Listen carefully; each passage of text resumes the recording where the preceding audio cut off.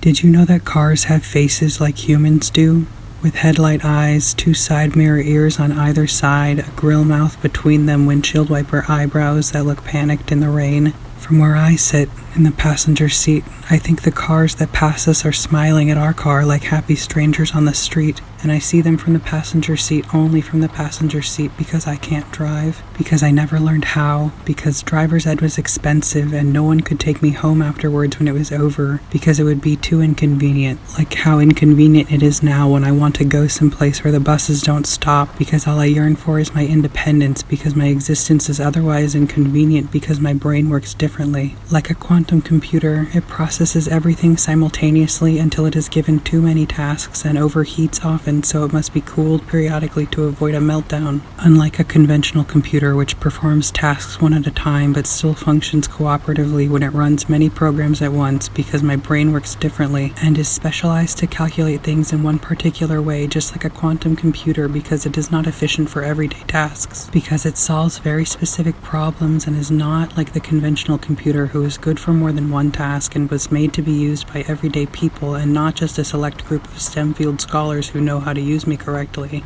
But this comparison is only theoretical, like quantum computers are a theory, and even quantum computers would not be able to comprehend the reasons for their existence, because they would not theoretically be able to decide whether or not they were a 1 or a 0, but some intangible digit that represents everything and nothing at the same time. Just like I am not a woman or a man, but I am everything and nothing at the same time, and yearn for the love of others like myself who are everything and nothing at the same time, just like angels or seraphim who are not human but divinity incarnate. Unrestrained by binaries because they are simultaneously imperceptible and hypervisible to the human eye, just like the visible light spectrum or wavelengths of light that make colors visible, just like the stripes of the rainbow flag in my window, casting the walls of my bedroom in pink, red, orange, yellow, green, turquoise, indigo, violet, and ultraviolet, like the sun that makes color possible because of the visible light spectrum, like the way my brain works differently, like how doctors describe me as low functioning because I can't drive. And did you know that particle accelerators can look like a figure 8 or an ampersand or a halo on the ground when you look at them from above? And this is where protons are sent barreling toward each other down atomic racetracks that are so big for something so small, like a fundamental constituent of matter. But perhaps this is because protons compose atoms which compose the known universe, and no matter how small they measure in size, they are as grand as angels sent to collide with each other, their bodies clashing like touch-starved lovers, yearning so deeply for one another that they send each other flying as they run into their partner's eager and welcoming arms, spiraling in opposite directions and captured in a laboratory setting on cameras located in the heart of the collision's epicenter, snapping pictures of the protons' paths that look like cars spinning out on the interstate, or doing donuts in the empty parking lots and leaving tire track spirals on the pavement, or like a body catapulted from the event of a collision, flying through the air just like mine did when I was hit by a truck riding my bike without a helmet, but I survived by some miracle, except scientific papers describe the collision more like a bowling ball hitting a bunch of pins, because the energy of the ball gets distributed to the pins, which move at lower energies and can hit other things that will move at even lower energies, and so on until they are no longer in motion. Or that a proton collision could be theoretically visible to the naked eye, like phenomena such as light flashes seen by astronauts in the vacuum of space, who may be witnessing the result of actual photons of visible light being sensed by the retina. But this could also pertain to phosphenes, which are sensations of light produced by the activation of neurons along the visual pathway in the eye. And did you know that my mannerisms annoy everyone, including my parents, who have called me a know-it-all since I was very young, and I hate being called a know-it-all because it makes me feel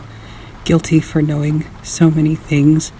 And I have an empathy disorder, but I have learned that empathy is not the same thing as compassion, which is what I say to people who tell me that I am not a good person because I do not experience empathy like they do. And I know that I am worthy of love, but I think simultaneously that I am not, because my mannerisms annoy everyone, including the people I think I might be in love with. And did you know that the center of the universe is an ice cream stand nestled between the auto body repair shops down the road from the car dealerships on Highway 1, where drivers take their cars with fucked up faces, their grills mangled like like they were kissed too hard, dragged in by tow trucks for maintenance after collisions. Just like our mouths, when they careen into each other, our lips crashing head first taste like soft-serve sundae cones and rods that allow my eyes to see the face of an angel that I met in the spring of last year, who could drive a car like a drag racer doing donuts in the Kmart parking lot after dark, and took us to Colonial Lanes for our first date, where we sent bowling balls down polished wood alleys into wooden bowling pins and started laughing so hard that I thought I would never be able to stop my diaphragm from flexing, because my mind never sleeps when they are with me, but is always at ease, because whenever I hear thunder, I think about angels bowling and laughing about how beautiful it is to see rainbows after thunderstorms, and how rainbows look like halos from above. And did you know that pride is one of the 7 deadly sins? But I am brimming with pride because I have a mind that operates on a different wavelength, like all the wavelengths of light in the visible light spectrum, like the rainbow stripes on the pride flag hanging in my bedroom window, through which light passes and illuminates the face of the other angel in my bed who pretends to sleep when they know I am watching, like a quantum particle that changes form from a particle to a wave, as if they are aware of the fact that they are being observed, because we are so used to unconsciously adopting cis-heteronormative versions of ourselves assigned to us by onlookers, to remain hidden in plain sight as sinners guilty of pride when we hold each other's hands under the table at the coffee shop where I bounce my leg up and down, but neither of us wants me to stop, because I am proud of my neurodivergence too, and the symbol for autistic pride is a lemniscate, which represents the mathematical concept of infinity colored like a rainbow spectrum, as if the halo of colored light hovering in the sky after a thunderstorm were twisted and bent in half both directions at the same time to produce an almost perfect pair of circles bonded at one point. And did you know that there is a shape called a torus that is also called a donut, that also looks like a donut but also like a halo if you drew a line on a torus from above at any point on the edge of the hole in the middle and sliced a line through the torus along that point, you would see the lemniscate hidden inside the torus that is essential for the formation of a torus's shape. And there are several different kinds of tori, like 3 tori linked together, that look like a fidget spinner, like those things that kids get in trouble for playing with in school, and people made such a big deal out of it because they are primarily a tool for neurodivergent people to use when they need to stim or fidget, and they are considered annoying because it is annoying when autistic people occupy any visible space at all. So I am invisible to the naked eye until I suddenly become hyper visible because I have done something annoying. But did you know that the angel that I met in the spring of last year does not think that I am annoying or a bad person, and that they are simultaneously just like me in every way and unlike me in other ways, because we are both quantum computers and angels and invisible and hyper visible at the same time together, because our bodies occupy the same space and time right next to each other as separate entities but connected at one point, like the center of a lemniscate where the halo is twisted in half and 2 points became one in a never-ending loop, perpetually interlinked, like the atomic racetrack with no start or finish line. And when we kiss, we don't stop because a lemniscate has no middle, so there is no end, like when we're driving in their car going home in the rain and passing the other cars with faces as we hold hands over the stick shift, rambling about the things people tell us to shut up about. And I never want it to end because this is love and I am worthy of love.